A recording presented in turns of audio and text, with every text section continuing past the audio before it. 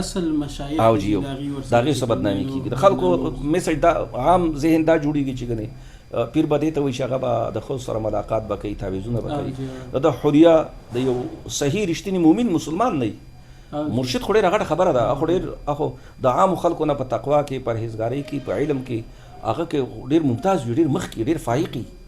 دا څه فساق پجار خلک دی هغې ته پیر ویل دا خو ډېره بدترینه خبره ده. مطلب دا شو که د یو کس خپل والد صاحب چې کوم دی په دې مرتبه په مرتبه د ارشاد باندې فایز وي هغې له ته پکار دی. که مرشد د ارشاد باندې فایز نه وي نو بل تلل صرف تلل نه دي بلکې بیعت فرض دی. خو دومره ده چې بیعت په دوه قسمه دی، یو بیعتي سلوک دی یو بیعتي احسان دی. نو فرض بیعتي سلوک دی. که یو سړی په خپله دین باندې نه پوهېږي نو د چا په لاس باندې لاسنیوه کول مطلب دا دی چې هغه ته خپل رهبر جوړ کړي راهنمای جوړ کړي د دین مسایل د هغه نه زده کړي. نو ولې دا دین زده کول فرض نه دي؟ بالکل جی نو هغه باندې فرض دي چې د هغه په ذهن کې څوک دین باندې پوهوي چې هغه ته ورشي او د هغې څه حق وکړي چې بیته به ماته دین کوي.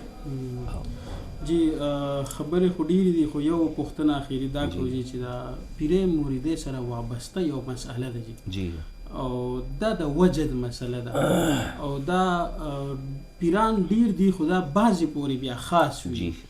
نو د دې په شریعت کې څه حیثیت دی؟ داسې ده چې یو وجد دی یو تواجد دی. جی وجد دی ته وایي چې غیر اختیاري طور سره په یو صادق باندې په یو مومن باندې یو کیفیت نه دوچار شي او هغه خپلو اعضاو باندې خپلو اندامونو باندې خپل ځان باندې هغه کنټرول ونه کړی شي او هغې نه څه چې حرکات وي هغه د هغه په اختیار کې نه وي. هغه چې هر قسمه حرکت د هغې نه صادریږي هغه محمود دی او هغه بهتر دی قابل ستایش دی. هغه د ډانس او د ګډا صورت ورې نه او یو چې کوم دی تواجد دی. تواجد معنی دا ده چې هغه د اهل وجدو نقل وکړي د اهل وجدو او یعنې ځان باندې د قصد وجد طاري کوي. نو ځان باندې قصدن عمدن وجد طاري کولو د جواز دپاره اعلی حضرت فتاوی رضوي کې لیکلي دي چې هغې دپاره دا شرط دی چې هلته به څوک هم نه وي تنې تنها به ځان له به نو که چېرته په بنده کمره کې تنې تنها ځان له د هغه صحیح رښتینو صادق اهل وجد هغه کیفیات نقل اتارئ د هغو ساده تشبه دپاره دې کې څه حرج نشته.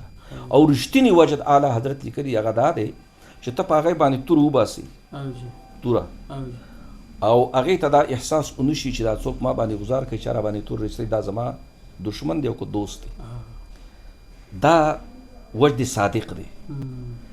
په ځان باندې د قصده وجد طاري کول دا ریاکاري ده او دا حرام دی. لکه دا خودنمایي ده. مسجد بیا پکې ډېرې مسلې دي که نه بې حرمتي په خپل ځای باندې ده یعنې دا اراعت دی تصنع ده جعل دی. نو دا خو د ډېرو برایانو د ډېرو معاصیو د ارتکاب سبب دی. دې نه خو ځان ساتل پکار دي. ها چې کوم وجد صادق دی سبحان الله هغه زموږ د هر چا مطلوب دی. الله تعالی دې موږ ټول صحیح رښتینی وجد راکړي.